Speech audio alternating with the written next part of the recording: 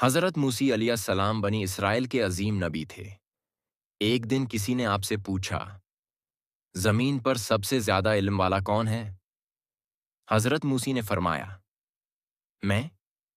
اللہ تعالی کو یہ بات پسند نہ آئی، کیونکہ اصل علم اللہ ہی کے پاس ہے۔ اللہ تعالی نے حضرت موسی کو بتایا کہ ایک بندہ ہے جسے خاص علم دیا گیا ہے، جو دو دریاؤں کے سنگم پر ہے۔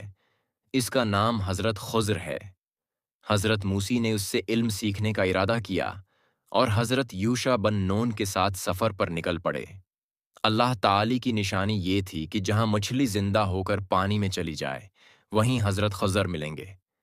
وہاں پہنچ کر حضرت موسی نے حضرت خضر سے کہا، کیا میں آپ کے ساتھ رہ سکتا ہوں تاکہ آپ مجھے وہ علم سکھائیں جو اللہ نے آپ کو دیا ہے؟ حضرت خضر نے فرمایا، آپ صبر نہیں کر سکیں گے۔ حضرت موسی نے وعدہ کیا کہ وہ صبر کریں گے۔ پھر 3 واقعات پیش آئے۔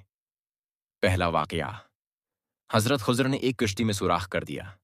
حضرت موسی نے اعتراض کیا۔ حقیقت، وہ کشتی ایک ظالم بادشاہ چھین لیتا تھا۔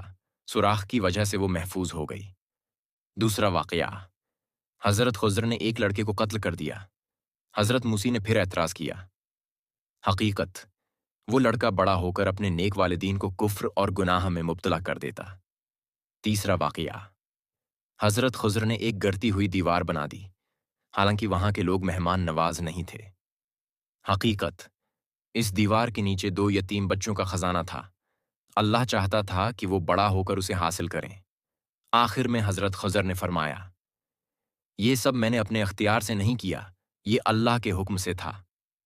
سبق، ہر چیز جو ہمیں بری لگتی ہے، ضروری نہیں وہ واقعی بری ہو۔ اللہ کا فیصلہ ہمیشہ بہتر ہوتا ہے۔